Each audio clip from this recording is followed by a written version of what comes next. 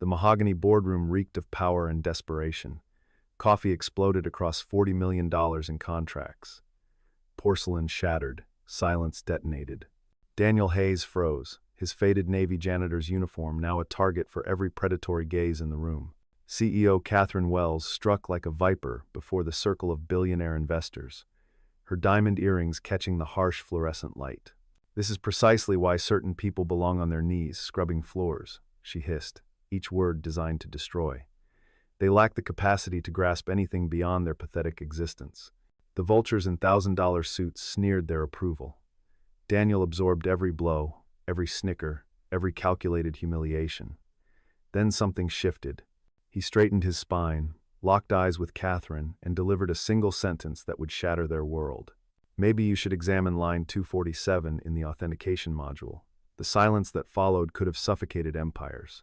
None of them suspected that the man they'd just crucified held the power to either resurrect or obliterate everything they worshipped. 18 hours earlier, Daniel Hayes had mastered the art of invisibility. He glided through Meridian Technologies' gleaming corridors like morning mist, his cleaning cartwheels engineered for silence against imported Italian marble. The 42-year-old man had perfected this ghost-like existence over 8 months of night shifts, each movement calculated to avoid the attention that had once defined his professional life. His uniform hung loose on shoulders that had once filled custom-tailored suits worth more than his current monthly salary. The wedding ring on his finger caught no light beneath surgical gloves that protected more than his hands from the harsh cleaning chemicals. They shielded the last physical connection to Jennifer, whose voice still whispered encouragement during his darkest moments of doubt. 3 years ago, those same hands had commanded keyboards that generated code worth millions.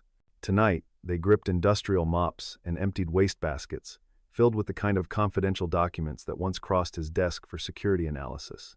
Springfield's tech elite never looked at their custodial staff. They rushed past with smartphones pressed to their ears, discussing market penetration and venture capital, while Daniel cleaned up the detritus of their ambitions.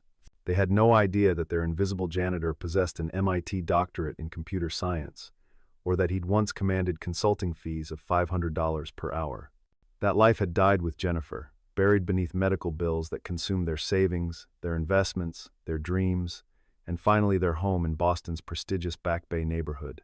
Sophie was waiting when he returned home each morning, 9 years old with pigtails that never stayed straight and a smile that could resurrect hope from ashes.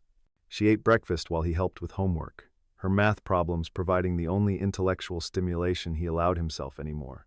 Their apartment in Riverside had thin walls and thinner bank accounts, but it offered something his previous life had lacked: time. Time to pack her lunch with handwritten notes.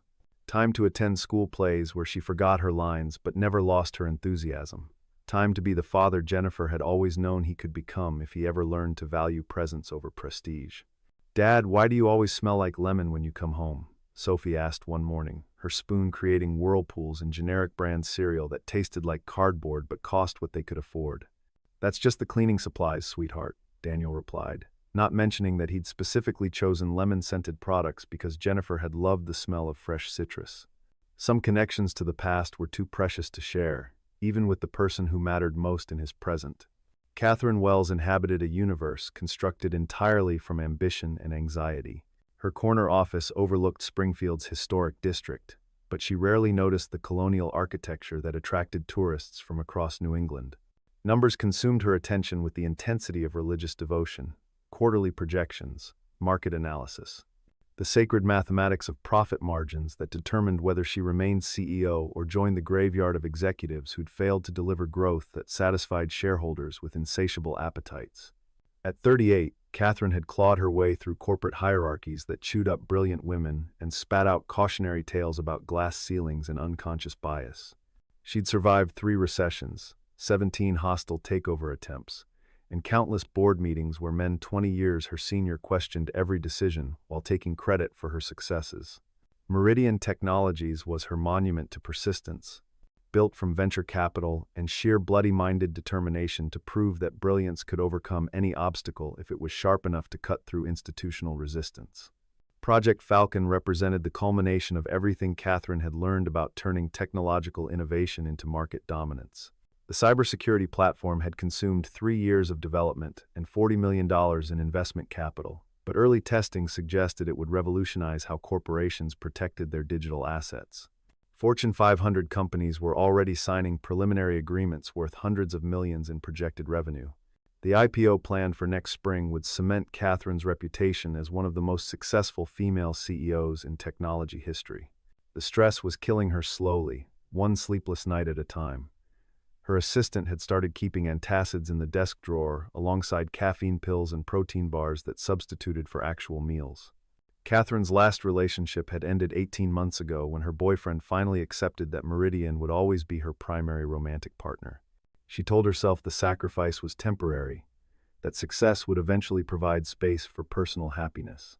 Deep down, she suspected she was lying about everything except her complete unwillingness to fail at the only thing that had ever made her feel powerful. Miss Wells, the Peterson Group representatives will arrive in 30 minutes, her assistant announced through the intercom, voice carefully neutral in the way that suggested everyone was terrified of providing bad news. They're bringing technical consultants who will want to examine the Project Falcon architecture directly. Catherine's stomach clenched with familiar anxiety. The Peterson Group controlled investment funds worth $12 billion, and their approval would guarantee Project Falcon's successful launch. Their rejection would destroy everything she'd built, and probably end her career in technology permanently. She'd spent 72 hours preparing for this presentation, reviewing every technical specification until her eyes burned and her hands shook from excessive caffeine consumption. The collision between their worlds began with exhaustion and ended with revelation that neither could have anticipated. Catherine had been surviving on espresso and adrenaline for 3 consecutive days, fine-tuning presentations that would determine whether her life's work survived or perished under scrutiny from investors who measured success in quarterly returns rather than human achievement. When her hands trembled too violently to hold her coffee cup steady, physics took over where planning had failed. The explosion of ceramic against mahogany was followed by profanity that would have impressed longshoremen, but Catherine's vocabulary was the least of her concerns. The Peterson Group's technical team would arrive in 27 minutes, and her conference table now resembled a crime scene decorated with organic fair trade coffee and fragments of her grandmother's china. Panic triggered muscle memory that bypassed conscious thought, leading her to summon the nearest maintenance worker with the imperious tone she'd perfected during hostile board meetings. Daniel appeared within 90 seconds, pushing his cart with the efficiency that had made him invisible for 8 months of reliable service. He assessed the damage with professional detachment, calculating the time required to restore order before Catherine's guests arrived to determine Meridian's financial future. His hands moved with practiced precision, absorbing liquid that threatened documents worth millions while maintaining the blank expression that marked him as hired help rather than human being deserving of basic courtesy. But something went catastrophically wrong as Daniel worked. The papers he was cleaning contained fragments of source code that made his blood freeze in recognition. Authentication protocols that wouldn't survive contact with determined hackers. Encryption algorithms that had been deprecated for security vulnerabilities years ago. Database queries that screamed invitations to SQL injection attacks loud enough to attract criminals from different continents. Every professional instinct demanded immediate intervention, but 8 months of invisibility had taught him the price of offering opinions that nobody had requested from people they considered beneath notice. "Be more careful with those documents," Catherine snapped, her voice sharp with stress that had nothing to do with Daniel's competence and everything to do with investments that could evaporate if the wrong people discovered how fragile Project Falcon's security actually was. Some of us understand that carelessness has consequences that extend beyond pushing mops around empty offices. Daniel absorbed the insult with practiced indifference, but his hands continued processing information that his eyes couldn't unsee. Buffer overflow vulnerabilities in the authentication module. Cross-site scripting weaknesses that would allow attackers to steal user credentials. Race conditions in the database layer that could be exploited to gain administrative access. Every line of code represented millions of dollars in development costs and thousands of jobs that would vanish when Project Falcon collapsed under the weight of its own security failures. The Peterson Group's arrival transformed Catherine's anxiety into performance art that would have impressed Broadway audiences. She welcomed them with the confidence of someone who'd never been wrong about anything important, her voice steady as she outlined security features that existed more in marketing materials than actual implementation. The technical consultants asked probing questions that revealed expertise Catherine hadn't anticipated, but she deflected their concerns with the skill of someone who'd survived countless attempts to expose her limitations. Our authentication module represents the most advanced security architecture currently available, Catherine declared, her laser pointer highlighting diagrams that bore only superficial resemblance to the actual code Daniel had observed during his cleaning duties. We've implemented multiple layers of protection that would require nation-state resources to compromise effectively. Daniel continued his invisible presence in the corner, emptying waste baskets that contained earlier drafts of the presentation Catherine was delivering with such conviction. The discarded documents revealed a different story about Project Falcon's capabilities, one filled with acknowledged vulnerabilities and postponed security improvements that had been delayed to meet investor deadlines. The contrast between Catherine's promises and the reality he'd observed made Daniel's conscience ache with the knowledge that thousands of people would lose their jobs when Project Falcon's weaknesses were inevitably exploited. The moment that changed everything started with physics and ended with physics, but the forces involved were entirely different. Daniel's coffee cup slipped from fingers that had begun trembling with the effort of remaining silent while watching Catherine promise security that didn't exist to investors who would hold her accountable for failures that seemed inevitable. The porcelain explosion against marble wasn't just ceramic meeting stone. It was the sound of two worlds colliding with enough force to shatter assumptions that had seemed unbreakable until they proved tragically fragile. Catherine's humiliation of Daniel began immediately, each word calculated to demonstrate her dominance to men who respected only strength disguised as cruelty. She needed the Peterson Group to see her as someone who commanded absolute authority, who tolerated no weakness from subordinates, who possessed the kind of ruthless competence that justified their investment in her vision. Daniel was simply collateral damage in a war he didn't understand he'd accidentally joined through the simple act of observing reality, while everyone else pretended that wishful thinking could substitute for adequate preparation. This is exactly why certain people are only qualified for manual labor, Catherine announced, her voice carrying across the conference room with theatrical projection that ensured every investor heard her casual destruction of someone's dignity. They lack the intellectual capacity to understand complexity that extends beyond their limited experience with simple tasks that require no actual thinking. But Daniel understood complexity that Catherine couldn't imagine. As her voice continued its devastating assault on his supposed limitations, his mind was performing rapid analysis of vulnerabilities that would make international headlines when they were inevitably discovered by actors with hostile intent. The line he'd observed wasn't random code worth ignoring. It was ground zero for catastrophic failure that would begin with stolen customer data and end with congressional investigations into corporate negligence that had endangered national security. The silence that followed Daniel's technical observation lasted exactly 47 seconds, though it felt like geological ages to everyone present. Catherine's complexion shifted from confident pink to ashen gray as comprehension dawned that her invisible janitor had just demonstrated knowledge that shouldn't exist outside her development team. The Peterson Group's technical consultants exchanged glances that spoke volumes about due diligence failures and liability exposure that could destroy careers along with companies. Daniel excused himself with the same invisible efficiency that had brought him there, leaving behind a room full of people who suddenly faced very expensive questions about security vulnerabilities that they'd assumed were theoretical concerns rather than immediate threats. His departure triggered conversations conducted in whispers, followed by phone calls that would involve lawyers, forensic accountants, and security consultants who charged premium rates to clean up messes that could have been prevented with adequate attention to technical details rather than marketing presentations. Walking home through Springfield's quiet streets, Daniel carried the weight of consequences he'd never intended to unleash.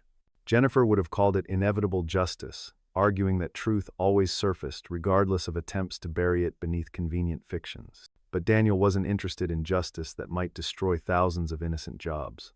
He was interested in survival, and he'd just made himself visible to people who possessed both the resources and motivation to eliminate problems that threatened their financial interests. The smart thing would be updating his resume and disappearing before Catherine connected his technical knowledge to her professional humiliation. He could find another night shift in another city, continue the invisible existence that protected Sophie from complications she was too young to understand. But walking past Springfield's sleeping neighborhoods, Daniel realized that running would solve nothing while condemning everyone at Meridian to unemployment when Project Falcon's security failures became public knowledge through catastrophic exposure rather than preventive disclosure. Sophie was still awake, despite bedtime having passed an hour ago, her math homework spread across their kitchen table like battle plans for conquering fourth-grade arithmetic. She looked up with the kind of smile that made everything else fade into irrelevant background noise, her eyes bright with curiosity about his evening's adventures in the adult world that seemed mysterious and occasionally dangerous. "How was work tonight, Dad?" she asked, the same question she posed every morning, as if his answer might somehow reveal secrets about the universe that adults kept hidden from children who were still innocent enough to believe that problems always had solutions if you thought about them hard enough. Tonight, for the first time in 8 months, Daniel almost told her the truth. Almost explained that her father wasn't just a janitor, but someone carrying knowledge that could reshape their lives in ways she couldn't imagine. Instead, he helped her understand fractions through pizza analogies, made hot chocolate with water instead of milk because their budget didn't stretch to dairy products, and tucked her into bed with stories about brave princesses who saved kingdoms through intelligence rather than violence.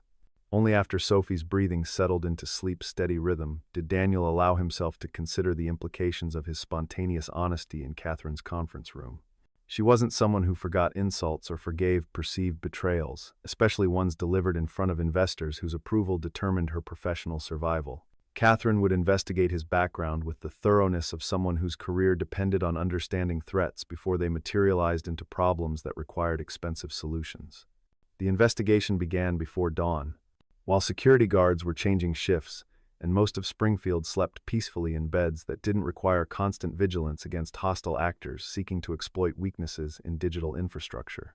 Catherine arrived at Meridian's offices carrying coffee that tasted like burnt regret and determination that felt sharp enough to cut through whatever deceptions were protecting her mysterious janitor's true identity. Her first stop was Human Resources, where Daniel's employment file revealed precisely nothing useful, beyond documentation of 8 months' reliable service without incidents until his spectacular display of technical knowledge. Standard background checks had uncovered a work history that was both completely accurate and utterly misleading, references that were genuine but incomplete, qualifications that were technically true while omitting information that would have prevented his employment in a custodial position. But Catherine hadn't survived corporate warfare by accepting surface explanations, when deeper investigation might reveal threats that could destroy everything she'd built. She requisitioned security footage with the authority of someone whose signature controlled budgets worth millions, determined to trace Daniel's movements through corridors lined with workstations displaying proprietary code that was supposedly protected from unauthorized access. The patterns that emerged from hours of video analysis were subtle, but unmistakable to someone trained in recognizing corporate espionage. Daniel's cleaning routes consistently favored areas where sensitive development occurred. His pace slowed near terminals, displaying technical specifications. His presence during sensitive discussions appeared coincidental, but happened with statistical frequency that suggested deliberate positioning rather than random movement through assigned cleaning areas. Meanwhile, Daniel continued his routine as if nothing fundamental had changed in the delicate balance that protected his family from complications they couldn't afford to handle. He cleaned executive washrooms where conversations about Project Falcon's timeline continued, despite security concerns that were growing more urgent with each passing day. He emptied trash bins filled with confidential documents that revealed the gap between marketing promises and technical reality.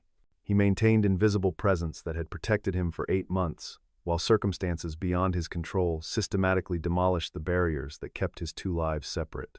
James Harrison, Meridian's IT director, had begun asking questions that felt casual but carried undertones of professional curiosity about backgrounds that didn't match observed competencies. Conversations about system administration gradually evolved into discussions about network security, database optimization, and programming languages that no custodial worker should understand without formal education that wasn't documented in employment records. "You seem to know quite a bit about technology for someone in facilities management," James observed one evening, watching Daniel organize cables with precision that suggested familiarity with network architecture beyond what training manuals typically covered. "Did you study computer science before this job?" Daniel's response was carefully truthful, while remaining strategically incomplete. "I picked up some knowledge over the years. You learn things when you pay attention to what's happening around you." The answer satisfied James's immediate curiosity while avoiding details that would raise more dangerous questions about qualifications that were dramatically overrepresented in his current position. The first crack in Daniel's protective facade appeared during a server crash that paralyzed Meridian's operations for 6 hours, while technicians struggled to identify problems that seemed obvious to anyone with adequate training in system administration.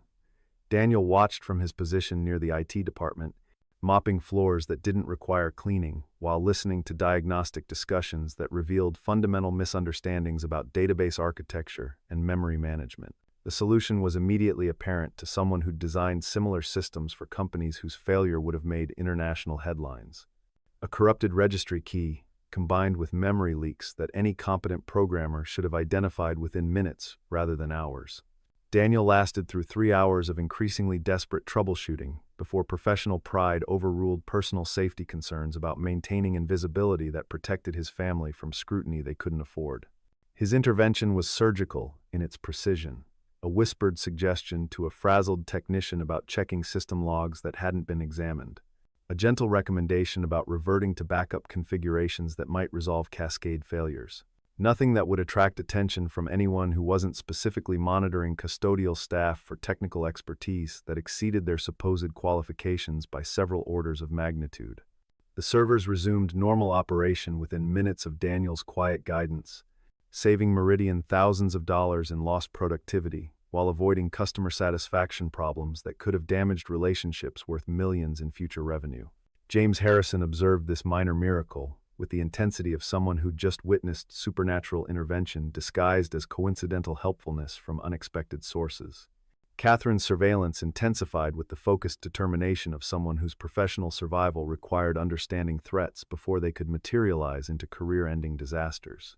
She studied security footage until her eyes burned with exhaustion, tracking Daniel's movements through corridors where proprietary algorithms were displayed on screens that were supposedly visible only to authorized personnel with appropriate security clearances. The pattern that emerged was of someone conducting the most sophisticated corporate espionage investigation Catherine had ever encountered, or alternatively, someone trying to prevent catastrophic security failures through anonymous warnings that demonstrated intimate knowledge of systems that were supposed to be protected from unauthorized access. The distinction between those possibilities would determine whether Daniel represented an existential threat to her company or its potential salvation from problems that could destroy everything she'd built. But the truth was simultaneously simpler and more complex than Catherine's investigation could reveal through surveillance alone. Daniel wasn't stealing corporate secrets for personal gain or competitive advantage. He was watching her company march toward disaster with the horrified fascination of someone who understood exactly how catastrophic failure would unfold when Project Falcon's vulnerabilities were inevitably exploited by actors with hostile intent and sophisticated capabilities.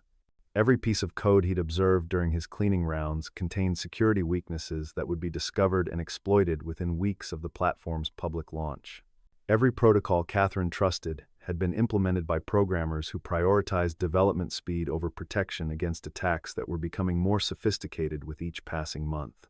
The $40 million platform she was preparing to release would become a $40 million liability the moment it encountered hackers with nation-state resources and criminal intent. The anonymous email Catherine received 3 days after the conference room incident contained technical analysis that changed everything she thought she knew about Project Falcon's security architecture. No sender identification could be traced through digital forensics. No metadata provided clues about its origin. Just a comprehensive evaluation of vulnerabilities that demonstrated knowledge so intimate and expertise so profound that it could only have come from someone with access to source code and understanding that commanded 7-figure consulting fees in the private sector. Reading through the document, Catherine experienced emotions she'd never felt during her corporate career. Genuine humility in the face of expertise that exceeded her own. Gratitude towards someone who'd identified problems that her 50-person development team had missed completely. Terror at the realization that her life's work was built on foundations that wouldn't survive contact with determined opposition. The anonymous author understood Project Falcon better than its creators, identified vulnerabilities that could destroy companies and governments, offered solutions that would require months of additional development, but would transform inherently flawed architecture into genuinely secure infrastructure. Whoever had written this analysis possessed knowledge that could either save Meridian Technologies or eliminate it entirely, depending on their intentions regarding forgiveness versus revenge for public humiliation delivered in front of the most important investors in her company's history. Daniel's identity remained protected by careful invisibility, but that protection was eroding with each day that passed without resolution of contradictions that couldn't be explained through conventional understanding of corporate hierarchies and appropriate qualifications for custodial positions. James Harrison had begun conducting informal background investigations, reaching out to contacts throughout New England's technology community with descriptions that were becoming uncomfortably specific and increasingly likely to trigger recognition from people who remembered Danny Hayes, the legendary software engineer. The revelation arrived from a source that nobody could have anticipated. Sophie's teacher, Elena Rodriguez, was a former Meridian employee who'd abandoned corporate life to pursue education after becoming disillusioned with technology companies that prioritize profit over human welfare. Her transition from product management to elementary education had been motivated by desire to contribute something meaningful to society rather than quarterly earnings reports that measured success in dollars rather than human flourishing. When Elena mentioned during a routine parent-teacher conference that Sophie's father worked at her former company, professional curiosity prompted questions about his role in an organization she remembered with mixed feelings. Sophie's innocent description of Daniel's work didn't match Elena's memories of Meridian's custodial staff, particularly the technical vocabulary the 9-year-old used casually when describing conversations with her father about mathematics and problem-solving strategies. Elena's subsequent investigation was motivated by concern rather than suspicion, driven by memories of Daniel Hayes, the consultant who'd solved critical security problems during her tenure at Meridian 3 years earlier. His work had been legendary among technical staff who understood the complexity of issues he'd resolved in days that had stumped internal teams for months. His disappearance from the technology industry had been noticed by everyone who'd collaborated with him on projects that required the highest levels of expertise and ethical behavior. Learning that Daniel Hayes, the renowned security consultant, had somehow become Daniel Hayes, the night shift janitor, felt like discovering that a symphony conductor was earning minimum wage as a parking lot attendant. Elena's decision to contact Catherine Wells was motivated by humanitarian concern for someone whose circumstances suggested either personal catastrophe or systematic failure of economic structures that were supposed to reward merit, rather than punish people for prioritizing family obligations over professional advancement. The meeting Elena arranged was ostensibly about educational partnerships between Meridian Technologies and Springfield's public school system, but it became a revelation that shattered Catherine's assumptions about corporate hierarchies and human worth. Elena's description of Daniel's professional history was devastating in its implications for everything Catherine believed about success, merit, and the relationship between compensation and contribution to organizational effectiveness. Daniel Hayes is arguably the most qualified cybersecurity expert on the East Coast, Elena explained, her voice carrying the authority of someone who'd witnessed his capabilities firsthand. Companies pay him more per hour than most people earn in months. His disappearance from consulting work was a major loss for every organization that had benefited from his expertise. Finding out he's cleaning offices at a company where he should be running technical operations feels like discovering that Einstein was working as a janitor at Princeton. Catherine's world shifted fundamentally as Elena continued describing Daniel's background, accomplishments, and reputation within professional communities that Catherine had never managed to penetrate despite her executive position.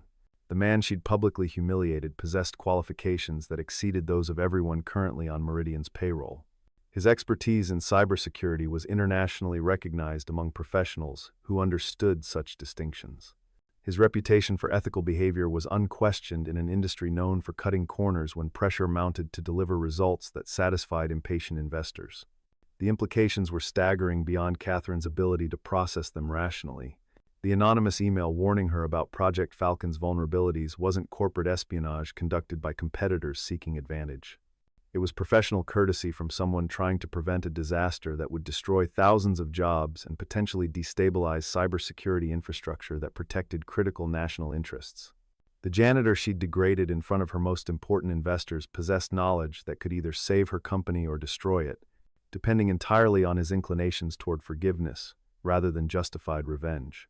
Every assumption Catherine had made about merit, worth, and success had just been obliterated by information that forced her to confront the possibility that she'd been catastrophically wrong about fundamental principles that had guided her entire career.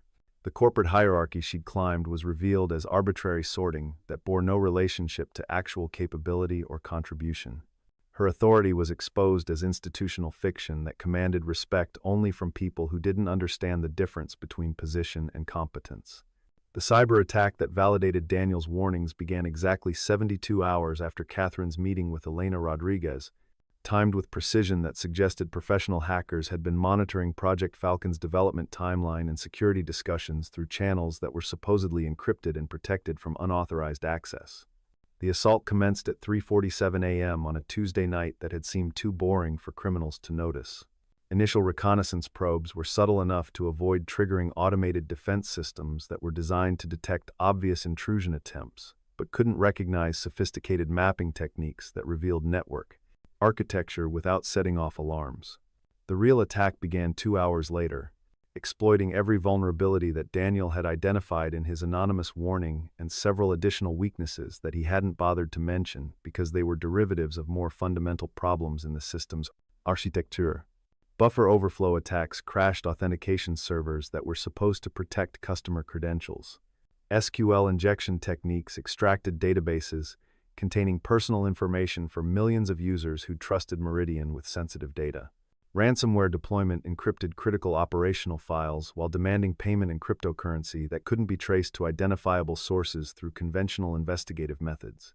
Catherine received emergency notifications while reviewing Daniel's personnel file for the 20th time, searching for clues about how she'd failed to recognize that her company was employing someone with qualifications that made him more valuable than her entire executive team combined.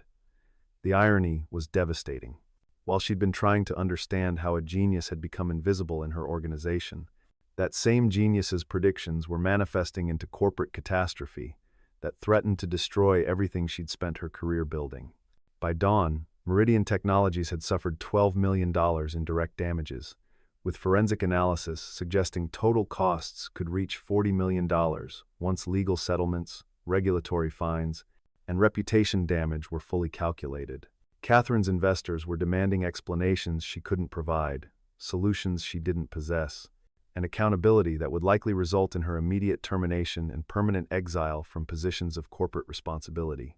The emergency board meeting scheduled for 9 a.m. would probably end Catherine's career before lunch, but her immediate concern was preventing additional damage that could escalate from corporate disaster into national security crisis if the hackers decided to target other companies using similar architectural vulnerabilities. She needed expertise that existed nowhere in her organization, except in the mind of someone she'd publicly humiliated and systematically undervalued for 8 months. Daniel appeared in her office without invitation or advance notice, carrying a laptop bag that had survived better decades and wearing the same faded uniform that had marked him as invisible throughout his employment. At the company he was now positioned to either save or watch collapse under the weight of its own technological hubris. He closed the door with deliberate care, ignored security cameras that were recording their conversation, and spoke with quiet authority that filled the room despite his conversational tone. "I can fix this," he said, placing his laptop on her mahogany desk with the reverence of someone handling explosive devices that could detonate if mishandled. All of it. The vulnerabilities they exploited, the data they encrypted, the reputation damage that will destroy your IPO if it isn't contained within the next 6 hours. But I have conditions that aren't negotiable, and you're going to hear them before I lift a finger to save an empire you built on foundations that were never solid enough to support this much weight. Catherine had never begged for anything in her professional life, having climbed corporate hierarchies through intelligence, determination, and confidence that convinced others she belonged exactly where ambition had carried her. But watching her life's work disintegrate in real time had adjusted priorities that had seemed absolute until disaster made them irrelevant. She needed Daniel's expertise more desperately than her pride needed protection from additional humiliation that couldn't possibly exceed what she'd already inflicted on herself through ignorance disguised as authority. Daniel's conditions were surprisingly simple given his leverage over someone whose career was ending in spectacular fashion unless he chose to intervene. A public apology delivered to every Meridian employee, acknowledging that she'd misjudged his capabilities and treated him with disrespect that violated company values she'd claimed to champion. Immediate implementation of security protocols he'd outlined in his anonymous warning, regardless of costs or timeline pressures that had created vulnerabilities in the first place. A comprehensive review of compensation structures that systematically undervalued people whose work was essential to organizational survival. The apology Catherine delivered to 300 employees who'd gathered to learn whether they still had jobs was unlike anything her workforce had ever witnessed from executive leadership that typically communicated through carefully crafted statements designed to minimize legal liability rather than acknowledge human failures. She discarded prepared remarks that her legal team had crafted and spoke with raw honesty that felt dangerous but necessary for someone who just learned humility through public catastrophe. "I made assumptions about people based on their job titles rather than their capabilities," Catherine announced, her voice carrying across the auditorium without amplification systems that couldn't improve sincerity, that had to come from genuine recognition of error rather than strategic positioning. "I treated someone with extraordinary qualifications as if his worth was determined by his uniform rather than his knowledge. That failure of judgment nearly destroyed our company and definitely destroyed my credibility as someone worthy of your trust and respect." Daniel's response was equally unprecedented in its rejection of conventional corporate hierarchies that measured success through compensation packages and executive privileges that separated leadership from the people who actually created value. He declined the fancy titles, corner offices, and executive salary that Catherine offered as inadequate penance for 8 months of systematic devaluation disguised as appropriate treatment of custodial staff. Instead, Daniel accepted a consulting arrangement that would allow him to maintain the flexible schedule that Sophie's needs required, while contributing expertise that Meridian desperately needed for survival in an environment where cybersecurity failures could destroy companies overnight.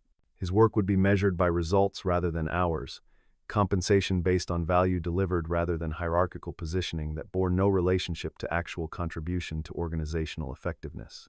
The recovery process consumed 6 weeks of collaboration that gradually transformed professional respect into personal friendship between two people who'd initially regarded each other as obstacles to overcome rather than resources to appreciate. Catherine learned to implement basic security protocols under Daniel's patient instruction, developing understanding of technical complexity she'd previously delegated to specialists whose expertise she'd never bothered to appreciate adequately. Daniel rediscovered professional satisfaction he'd forgotten was possible after 2 years of survival-focused employment that utilized none of his capabilities while providing the schedule flexibility that Jennifer's illness and Sophie's childhood had required. Contributing to solutions that protected thousands of jobs while maintaining family priorities that guided every decision felt like integration of personal values with professional purpose that he'd never achieved during his previous pry-ins. Career focused primarily on financial compensation, Sophie became the unexpected catalyst that completed their transformation from adversaries into something approaching family, though none of them used that terminology to describe relationships that defied conventional categories while fulfilling ancient human needs for connection, security, and belonging. Catherine's visits to their apartment started as professional consultations, but evolved into personal involvement when she realized how much satisfaction she derived from helping a 9-year-old understand mathematical concepts that would serve as foundation for future academic success. Her software engineering background made Catherine surprisingly effective at explaining algebraic principles through analogies that connected abstract concepts to concrete experiences that Sophie could visualize and manipulate mentally. Meanwhile, Sophie's curiosity about her father's work created opportunities for Catherine to observe Daniel through his daughter's admiring perspective, seeing patience and wisdom that executive stress had prevented her from recognizing during their professional interactions. The evening that changed everything fundamental about their relationship started with Sophie falling asleep during one of their impromptu tutoring sessions, her head resting against Catherine's shoulder with unconscious trust that children reserve for adults they consider permanently safe and reliable. Daniel emerged from his home office to discover his daughter curled against someone who'd been a stranger 3 months earlier, Catherine's hand stroking Sophie's hair with gentleness that suggested maternal instincts she'd never realized she possessed.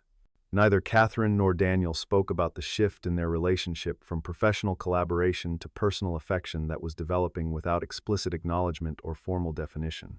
Words seemed inadequate for describing the gradual transformation of individual healing into collective belonging that was creating something none of them had imagined was possible when their lives first intersected through circumstances that initially seemed designed to keep them permanently separated by class, education, and economic circumstances. They simply began building a life together that honored each person's needs, while creating synergies that made everyone stronger than they'd been when facing challenges independently. Catherine learned to cook simple meals that Sophie enjoyed, discovering satisfaction in domestic activities she'd previously considered beneath her attention. Daniel taught Catherine to find meaning in problems that couldn't be solved through determination alone, requiring patience and acceptance, that success sometimes meant learning to appreciate what existed rather than constantly striving for improvements that might never be achieved. Sophie thrived under attention from two adults who'd learned to balance professional demands with family responsibilities, that her academic performance improving dramatically under mathematical tutoring that was supplemented by emotional support from people who'd chosen to prioritize her happiness above their individual convenience. The grief that had once defined their small household was gradually being replaced by hope that manifested in practical plans for college funds, family vacations, and dreams that extended beyond mere survival into possibilities that seemed limitless when shared with people who understood the value of second chances. 6 months later, Daniel's kitchen table had become operational headquarters for an unconventional family unit that defied traditional definitions while fulfilling everyone's deepest needs for security, affection, and purpose that transcended individual achievement. Catherine arrived each evening with groceries that transformed into home-cooked meals, her executive presence softened by flour stains and laughter that echoed off walls that had once contained only loss and struggle against circumstances that had seemed insurmountable when faced alone. Daniel's consulting work had evolved into full partnership with Catherine, their combined expertise creating security solutions that other companies licensed for premium fees that reflected the value of knowledge that had been hard-won through experience with both failure and recovery. Their professional collaboration was seamless in ways that surprised colleagues who couldn't understand how two people with such different backgrounds had developed working relationships that were more effective than teams that had been formally trained in collaborative methodologies. Sophie's presence reminded them daily that the most important victories were often the quietest ones, measured not in quarterly earnings or professional recognition, but in simple facts, like homework, completed with patient assistance, bedtime stories that sparked imagination, and morning conversations that began each day with expressions of gratitude for ordinary happiness that felt extraordinary when compared to the isolation and struggle that had preceded their decision to become family despite having no legal or conventional obligation to do so. The notebook that had once contained only Daniel's solitary observations about corporate security vulnerabilities now held Sophie's poetry, Catherine's business strategies, and Daniel's reflections on the unexpected joy of building something meaningful with people who'd become more important than any professional achievement he'd ever accomplished. Their evening conversations centered on mundane topics that felt profound when shared with people who'd chosen to love each other, despite having every reason to remain strangers separated by circumstances that could have kept them permanently apart. Outside, Springfield continued its peaceful existence, unaware that one of its most successful companies was being led by people who'd learned that real power came not from dominating others, but from building something beautiful together through daily choices to prioritize collective welfare above individual advantage. Inside their small apartment, three people who'd found each other through pain and misunderstanding continued the quiet work of creating family bonds that proved love could emerge from the most unlikely circumstances when people were brave enough to see beyond surface appearances and recognize extraordinary potential hidden in ordinary moments shared with extraordinary care and attention to what mattered most in a world that often seemed to value everything except human connection and mutual support.